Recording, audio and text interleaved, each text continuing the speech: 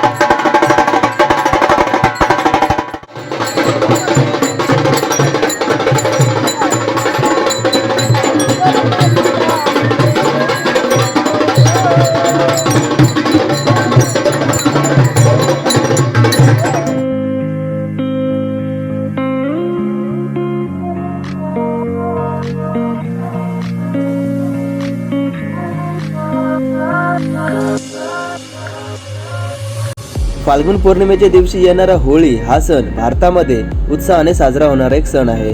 होळी या उत्सवाला होळी पौर्णिमा, होलिकोत्सव, होलिका दहन, शिमगा अशी विविध नावे आहेत। गावाचे ग्रामदैवत ही वर्षभर मंदिरात असतात। शिमगा उत्सवात फाल्गुन शुक्ल पंचमी ते पौर्णिमा या काळात हे देव पालखीत बसून गावातून फिरतात आणि भक्तांना दर्शन देतात। कोकणात होळीचा उत्सव अतिशय मोठा मानला जातो।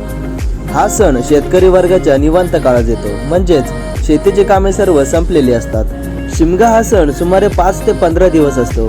प्रथेप्रमाणे फाल्गुन पौर्णिमेला होळीचा मुख्य दिवस असतो।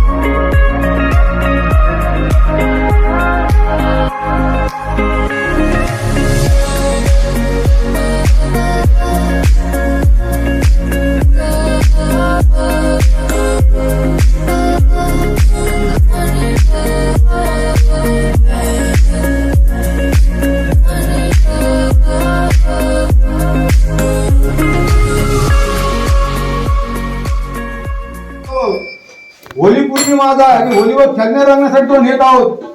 म्हणजे आज होली पौर्णिमा खेळण्याने नेत आहोत, त्याच्याबद्दल तो नारळ आपण देतोय, सोन्याला मान्य करून घे। 5 दिवस तुला होली पौर्णिमेसाठी सांगून येत आहोत आणि होलीचा आनंद सगळ्या गावकऱ्यांना आनंद लुटू दे आणि तुझा खरोखर लोकांच्या पाठी उभा राहून सगळ्यांना आशीर्वाद दे, असा हार म्हणा।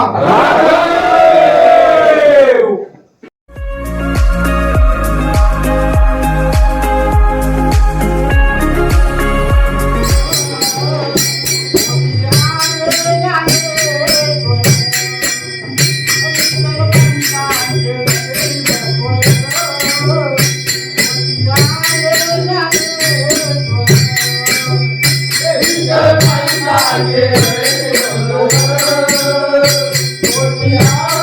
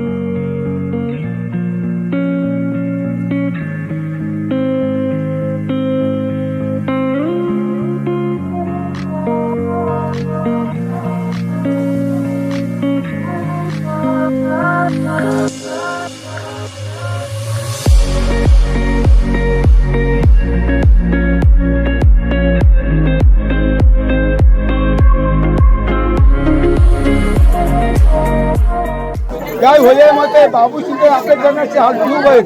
त्यांच्या समोर माझ्या पायाची कल उपटले. ती काही असो, अंगरोग असो, नडनडू असो, काही असो, तुझ्या असो दुर्बळ झाला पाहिजे. म्हणजे आजच वर्षात होली आल्यानंतर 5 तारखेला पोरण चौपाली सांगत ही होली जाऊन बाल गोपाला वाटली. फक्त केल्यानं असं पावलं असं हा म्हणा.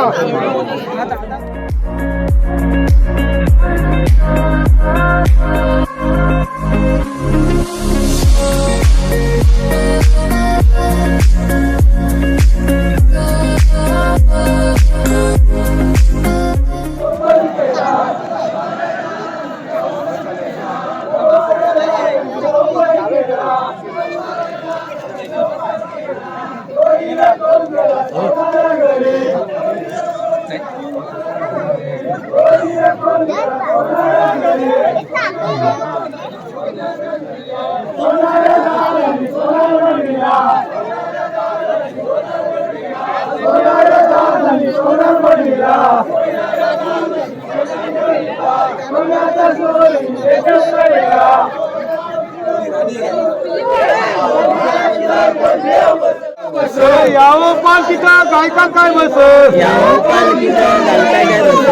कलकीच्या बेटीत कोंब पालला कलकीच्या बेटीत कोंब पालला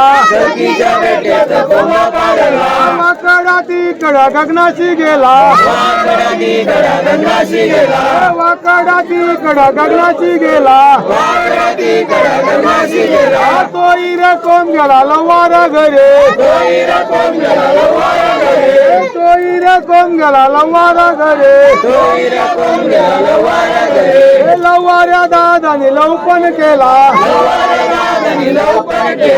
लवाऱ्या दादाने लवपण केला तोई रे कोंब गेला सोनारा घरे तोई रे कोंब गेला सोनारा घरे सोनाऱ्या दादानी सोन्यान मडविला सोनाऱ्या दादानी सोन्यान मडविला रुपयाचं नाम बोल सोन्याचं यावं पालखीचा कोंदेव बस यावं पालखीचा कोंदेव बस यावं पालखीचा महादेव बस कलकीच्या बेटीत कोंब पालला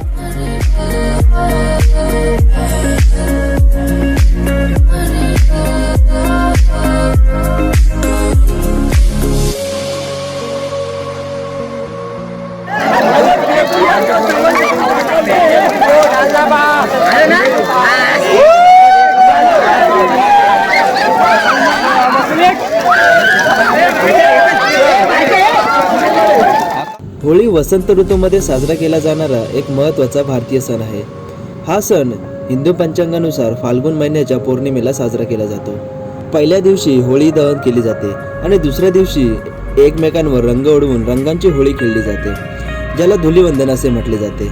जसे प्रत्येक सणाची कहाणी आहे तसेच होळी साजरी करण्यामागे देखील एक प्राचीन इतिहास आहे. एक हिरण्यकश्यपू नावाचा राजा होता जो स्वतःला खूप बलवान समजायचा.